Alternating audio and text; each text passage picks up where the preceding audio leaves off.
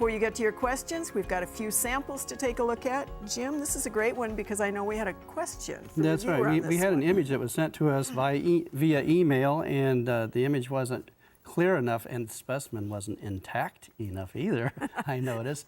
But I just want to take this occasion to show the actual insect specimen, because many of us will probably see these.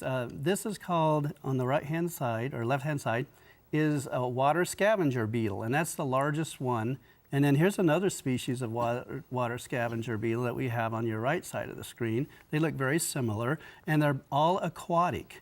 And so they swim in the water. Now, this is the time of year when they become adults, and they're strongly attracted to lights. Hence, that's why this couple from Wakefield found this beetle in their driveway, because it was attracted to lights at night. And so this often happens toward the end of the summer.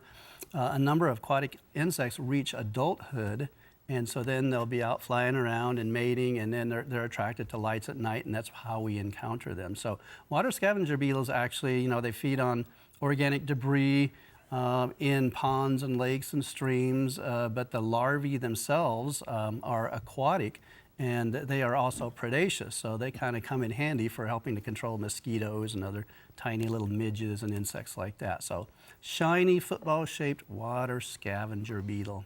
Excellent. Thanks, Jim. All right, Rock, you have the evil weed that we all want to control earlier in the season. Yeah, we have our nemesis, yellow nutsedge. The reason I'm showing it tonight is that, that time of year, it may be our nemesis like Lex Luthor, but there's going to be no Superman for this time of year. You can hand pull it if you'd like. You can do a lot of things to it, and it's going to come back next year. So this is yellow nutsedge. There's a lot of other weeds like it. Remember, sedges have edges, so it's a triangular stem, pretty easy to tell apart from a grass. That said, you can pull them out. Hoeing them probably isn't recommended, but there's no herbicide that's going to do you any good. That said, things like spurge, no reason to spray it right now. Prostrate spurge, crabgrass, mow off the weeds, if you can. Get as much of the seed head picked up or pinched before it matures or before the first frost comes on. But it's really no reason to be introducing a herbicide at this point in time for many of these weeds. Later in the show, though, we will talk about best timing for like the perennial broadleaf weeds. But yellow nutsedge, so no Superman coming out of the sky. It's a bird, it's a plane. No, it's not going to happen. Okay, thanks, Rock. Lauren, a branch that looks unhappy. Well, there's a lot of time between now and when we start next season, and I thought it would be good to talk a little bit about things that can be done in the landscape that are related to different cankers and things as we're doing some pruning and cleanup this fall. If we see branches that have color change more rapidly than other branches on the shrub or tree, many times that's where we can see cankers. So the sample I have tonight is Thionectria canker, and if we can show that again and talk just a little bit about it from the standpoint of identification, you can see the actual fruiting structures within the canker. So this is just, you see that sunken area that we have on the branch, and that could be on a regular branch as well. Here it's in just a crotch area on between two branches, but when you see those dark fruiting structures in there, again, that's a real nice example of a fungal canker. In this case, we're looking at honey locust and Thionectria. It could be Cytospora canker, on dogwoods, various ones in the landscape. But again, throughout this fall and next spring, a really good time to clean those up and reduce that inoculum so you don't have as much trouble in the coming season. And cleaning them up, how? Well, if it's a tree and it has this low, cutting it off at the ground would be a good idea, but I'm not going to suggest that. It is a good time to replant or to plant trees, so if you do see large cankers on trees, they can become hazard trees. You just want to evaluate that, so look at that in the landscape. And then cutting those branches off about, if it's a fungal canker, that 3 to 5 inches below the affected area. Great, thanks, Lauren. All right, Sarah, what did you bring tonight? Well, I brought some apple branches, Kim, and I was talking last night with my brother, and he has a large apple tree in his backyard that was planted by the previous homeowner, and he's going to have to take it out because it's just gotten way, way too big for this site. But he was not aware that you can get different sizes of apple trees, and actually you can. You can get, generally there are dwarf, semi-dwarf, and standard apple trees, and that size in the tree is controlled by the rootstock that is used when the apple is grafted. And if you're thinking about planting a fruit tree next year, particularly an apple, you might want to become aware a little bit of some of these rootstocks that are used so you can be a little bit more of an informed consumer next year when you're purchasing your apple tree in the spring. Some of the very dwarfing rootstocks can also result in a tree that doesn't have the strongest root system. And so sometimes those very, very short dwarf fruit trees, and we can get some fruit trees now that are only about 5 feet tall. And that's created again by that dwarfing rootstock. But those trees often need to be staked because they're not strong enough to hold the tree up when it's fully loaded with apples. So the dwarf trees can be anywhere from, say, 5 feet up to about 10 feet. The semi-dwarf trees will usually be in around the 15-foot range. And then a standard apple tree is going to be somewhere in 30 to 40-foot range. You know, and a lot of homeowners are getting away from standard trees because they're just so large. And it's difficult to harvest from them when they're full size. They take a lot of pruning. So, you know, if you have a smaller landscape, a semi-dwarf tree or a dwarf tree makes a lot of sense. You know, but read those catalogs, be aware of what the rootstocks are being used. Just a couple of other little points of interest. The rootstock can also have an effect on how early the apple tree will start to fruit. So it's called a precociousness factor. And so some rootstocks can cause trees to fruit, you know, a year or 2 years earlier than another rootstock. And they also affect winter hardiness. So there's a lot of things that go on in the interplay between the scion and the rootstock in fruit trees. All right, thanks, Sarah. Jim, you get the first picture tonight, and this is actually one of our great people here at NET's Really? mother wants to know what in the world these mounds are and what she should do about them. And I think we've had several people that have wondered about this over the course of the season. Yeah, as we move toward the end of the season, of course, the cicada killer wasps will all fully emerge, and they're still taking advantage of those cicadas that are still singing in the trees. And these are cicada killer wasp tunnels, meaning that the adult female, stings a cicada, and then it grasps onto it, and it's very awkward flying. But it will fly to a site it has already prepared, such as you see on the screen, and then it drags the paralyzed cicada in there, deposits an egg on it, and it may use that digging one or a couple more times, 2 or 3 times, or maybe just once, covers it up, and of course that little egg will hatch out into a little grub that feeds on this paralyzed cicada for a considerable time, and by the time winter is over, I think it's probably pupating or something like that, and so it will remain quiet, you might say, until probably around June. So that's the habit of them, and that was really neat that he got some shots because we've been talking about them so much, but yet we didn't have any decent shots of the cicada killer mounds that they create. Excellent, thanks, Jim. Rock, this is a viewer that sent us a series of pictures on SkyDrive. Wants to know what kind of grass this is, and I know we had a little bit of trouble exactly identifying it, but we don't think it's a weed necessarily. No. Just the growth habit. It's very upright, and it's got the whole ornamental look to it. There's really not enough there, unfortunately, as for to key it out. It's definitely a warm season grass based on its growth habit. It seems to be probably maybe 2 feet in height. It's got a spike, a modified panicle seed head on it.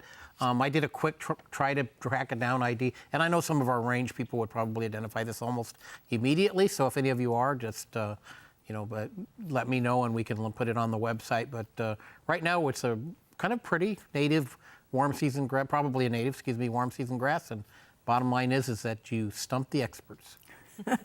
Which happens once in a while, and it's Sure kind of does. fun, actually.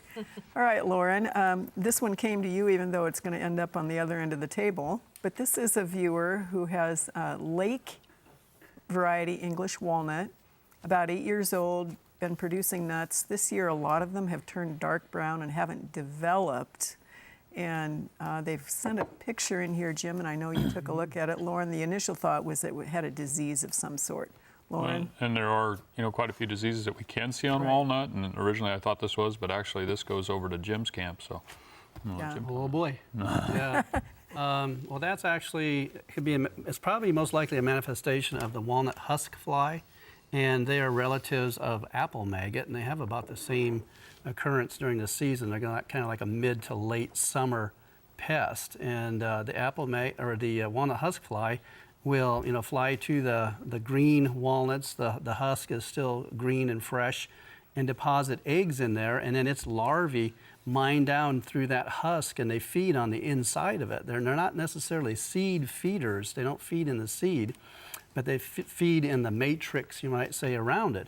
Well, it depends on the time of year when that occurs, because if it occurs early in the season, you're going to have poor development of the walnuts themselves, and that can very easily happen. Toward the latter part of the season, it might even come in handy when you're trying to crack those walnut husks, and sometimes they're really tough, and so they'll come off pretty naturally. But of course, if you don't want them because of the fact that they affect the seed development, then you have to treat your walnuts much like you would for apple maggot. You know, there are traps that you can stick out around the walnut tree, and you have to be able to recognize what walnut husk fly looks like, and there it is. And so once you see it, and then you start your spray program just to protect those walnuts from being infested.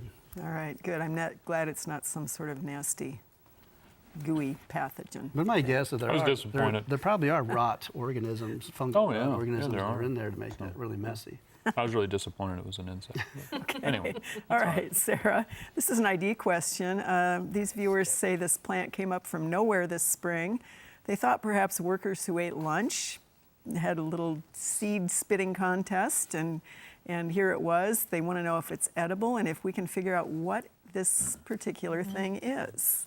Now, this is actually a pretty fun little plant, Kim, and there is a lot of confusion about what it actually is. If you look at those fruits, you might think this was a tomato, or some people think it's a gourd, or some people think it's a pumpkin. So consequently, it has a ton of common names. It can be called mock tomato. It can be called Chinese scarlet, eggplant, pumpkin tree, pumpkin bush. I think the cutest, the funnest name is pumpkin on a stick. Mm-hmm. But the actual botanical name is Solanum integrifolium, and it is technically an eggplant. So it's an ornamental eggplant, and usually it's grown. It's a very easy plant to grow from seed, and you grow it, and then as the little fruits start to color up, you can cut the stems and dry them, and you can use them in the house for decorations in the fall. You know, the plants, as you see in the picture, the plants get about 3 to 4 feet tall, about 2 to 3 feet wide. They like full sun, very, very easy to grow. I could only find one resource that says that these, and they're actually originate in Asia, but they use them in stir fries in Asia.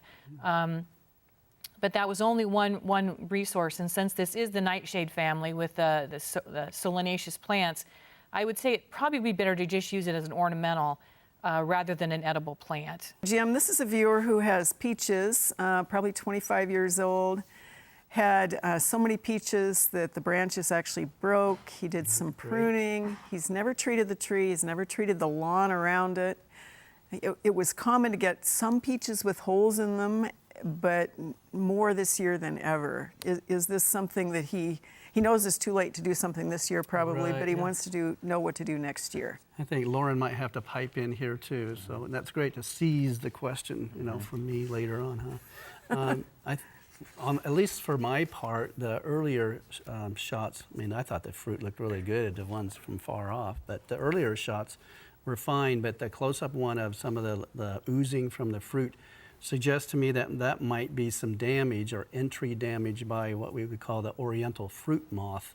And it deposits its egg just under the skin or at the skin level, and then the little borer goes straight in through the fruit, and it feeds around the outside of the seed.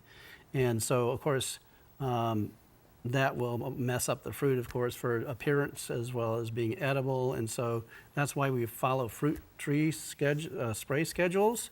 And it sounds like this viewer has been pretty lucky for so long. So, but anyway, so to prevent that from happening, my guess is it will start to occur more and more frequently now.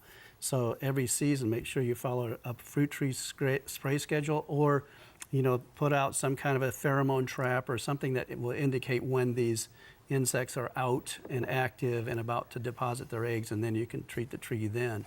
But Lauren, segue over to you regarding the... So a lot of those wounds too are great sites for some of the fruit rots and things. And in the pictures, it did look like they'd had some brown rot possibly. So that would be another one, and that would all be something that a good fruit tree spray program would help to manage. So that would just be another one I'd look at also. So the end of season caution to our viewers is start thinking about what you have to do before we come back on the air. That's right. Which is great. Think about us all winter long. Right. Okay, Rock, you get the next picture. This is actually a viewer from Northwest Buffalo County who has been down to see our gardens, which is great. Found this plant, though, up there in Northwest Buffalo County. Thought it looked like blueberries, but thought they better ask before they started eating. And we're glad they did. As Sarah mentioned earlier, this is an eastern black nightshade, Solanaceae. A lot of the Solanaceae plants are poisonous. This one definitely isn't. Every part is. It's not something you want to consume, even though it looks readily edible. It's one of those ones that, as pretty as it is, it's not one of nature's wondrous pageantry. It needs to be taken out. All right, thanks, Rock. Lauren, this is a viewer who lives in Brownville. They have roses, 5 years old. They've been full of flowers all summer, but suddenly they've got brown leaves and unhealthy canes.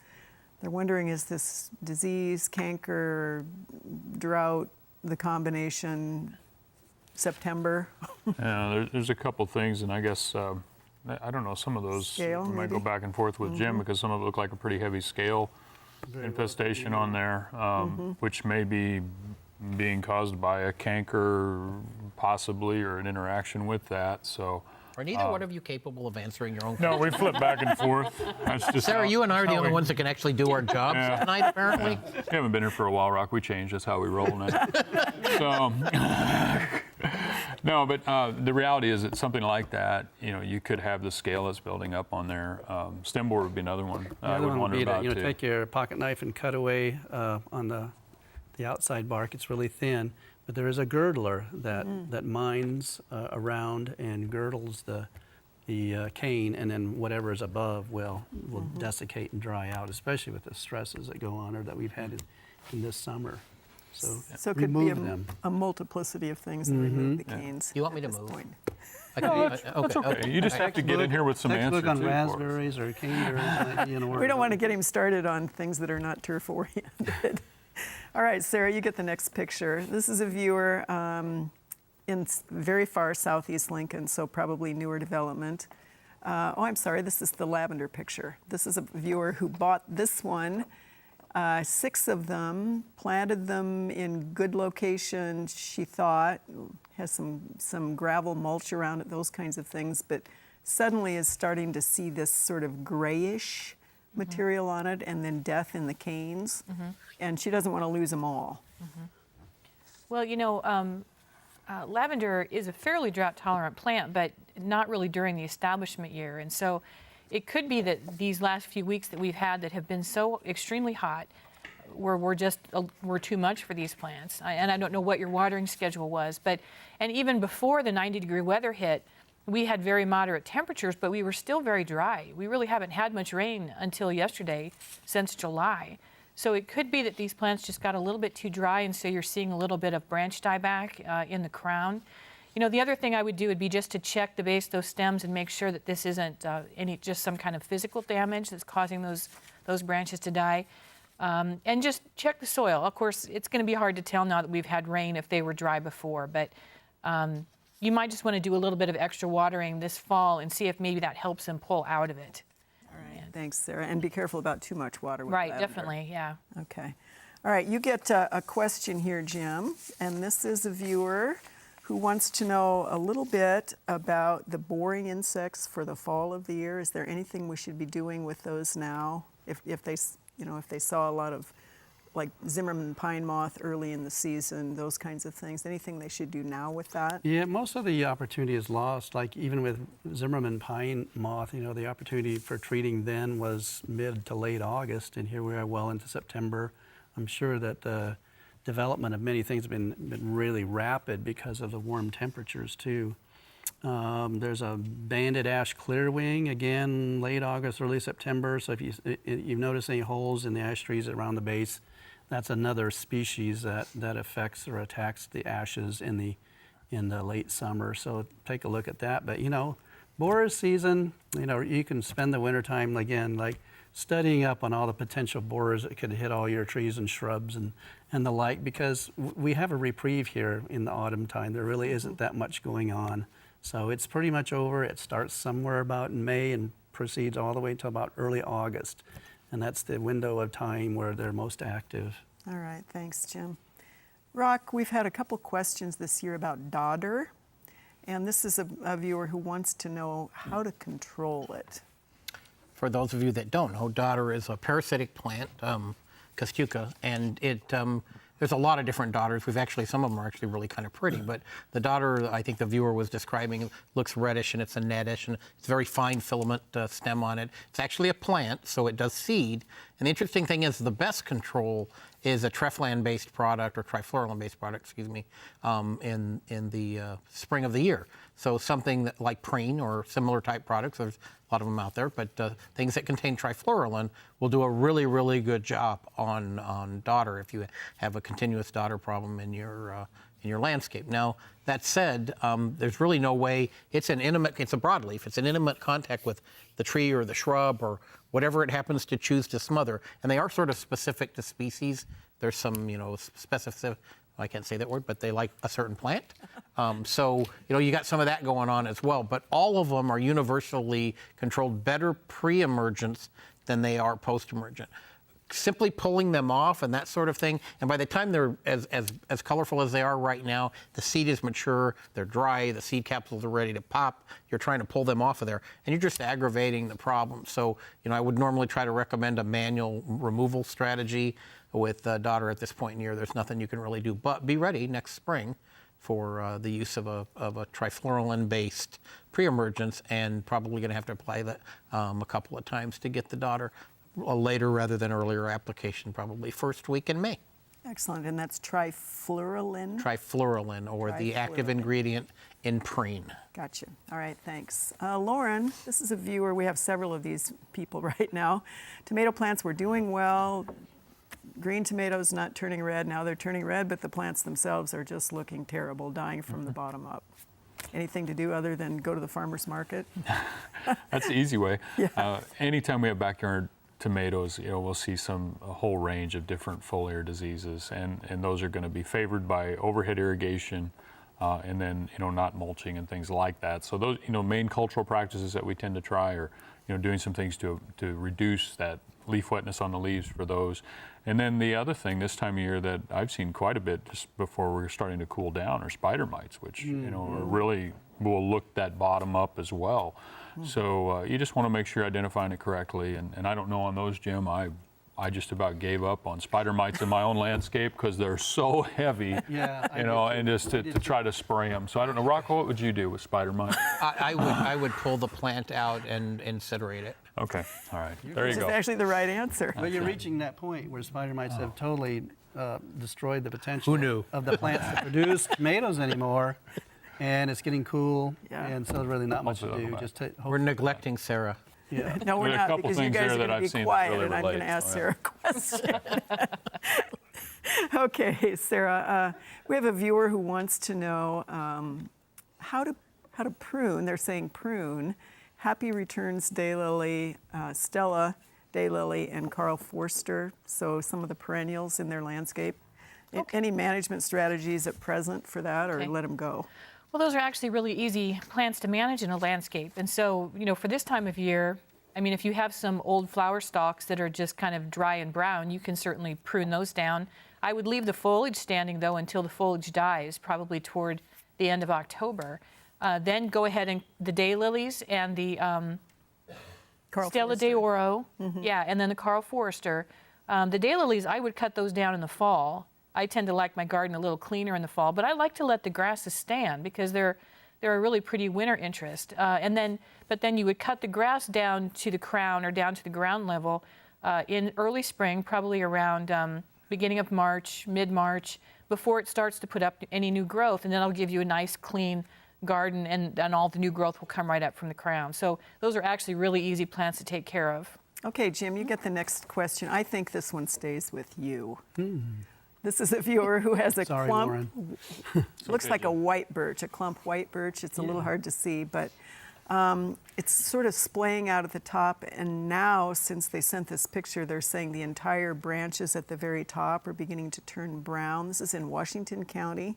Any idea of attackers of white birch in particular? I'm thinking, you know, birches, generally speaking, prefer to be thriving in a much more milder type of a climate than we have in Nebraska. And of course, in particular, we've had the really hot episodes through the summer now, and so that's adding quite a bit of stress to the birches. And of course, stress to birches does invite the infestation from, I suppose, other things, but you know, as an entomologist, I think of bronze birch borer. So just be thinking about that because of the stresses this season. And if we continue to have stresses, there might be some occurrences of bronze birch borers. So if you see any kind of a small, they are a little bit D-shaped or elliptical holes somewhere about May, because that's when the borers come out, and they will, of course, reinfest a tree. Tremendous reservoir of to feed on. So that would be a time to apply a borer spray. And so I was going to say also another manifestation of bronze birch borer injury is because the bark is usually so thin on the birches, you'll see kind of swellings. There'll be a callousing that's going on around where the tunneling is occurring. And so you'll see kind of swollen areas around on the trunk and branches, which is also a good indicator of birch borer infestation. All right, thanks, Jim. Rock, this is a viewer in Omaha who sent us a very unfortunately beautiful series of something really bad, which is Mower Blight. They're wondering if that's really what it is, and this is on a series of parks in Omaha. Yeah, this is a serious problem in almost any ground, including landscape, so we're not going to pick on the parks because it shows up there. You know, it's teenagers do it, employees that aren't instructed correctly or are instructed correctly and choose to ignore, and that's obviously where the mower is hitting, or the other end of that spectrum is where a weed whip is right up against the tree. This actually looks like what I like to call lawnmower bash, and they're coming in and they're hitting that base of that vehicle or that tree really hard. They're breaking the cambial layer. They're opening it up to all kinds of negative things. Tree life is usually cut back. Some of the data I've seen it is anywhere from 20 to 40% when that tree is hammered like that. You'll see some early fall color in the middle of the summer when trees are damaged like that. And seriously, people, let's put a mulch ring around our trees. Okay, I mean, it's a really, really simple solution, and it saves the tree. And lawn is, losing part of the lawn isn't a big deal. You can always reseed, and you can reseed with a new cultivar. But replacing trees is so. Justin, at NSA, remember I said that. Replacing a tree can be catastrophic, and often they have sentimental value. So just keep that in mind. So let's just mulch around, put an oval around, follow all the instructions we say, and let's not be having, demolition derby with the front of that rotary mower and bashing into the side or weed whipping the base of those trees. That is just really, really a bad idea. Great, thanks, Rock. Okay, trees with issues. This is a viewer who sent us a couple pictures of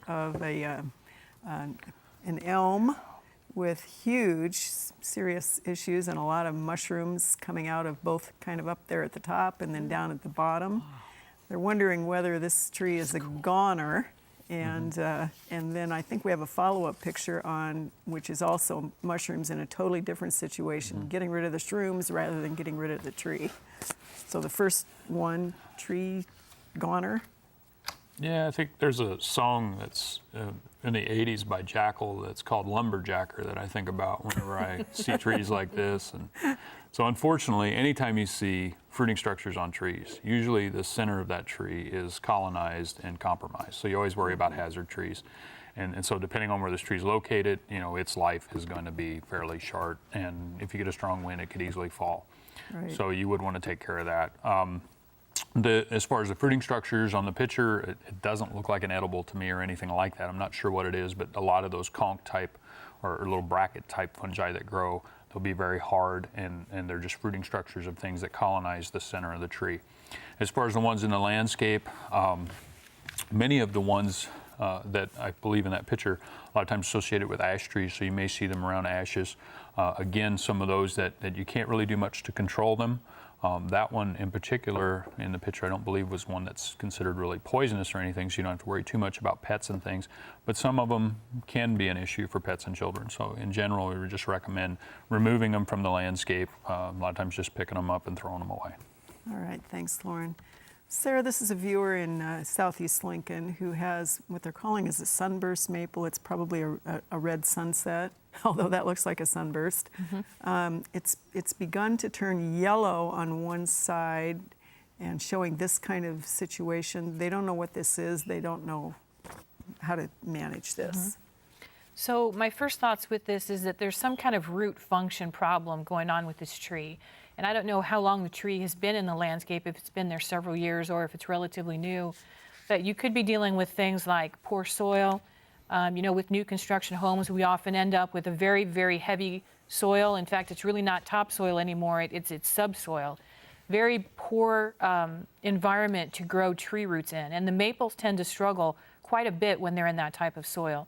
You could also be dealing with planting issues. This tree possibly could be planted too deep, which could be contributing to these factors. There could be bark damage lower down that we're not seeing. So, there could be a lot of different things going on with this tree.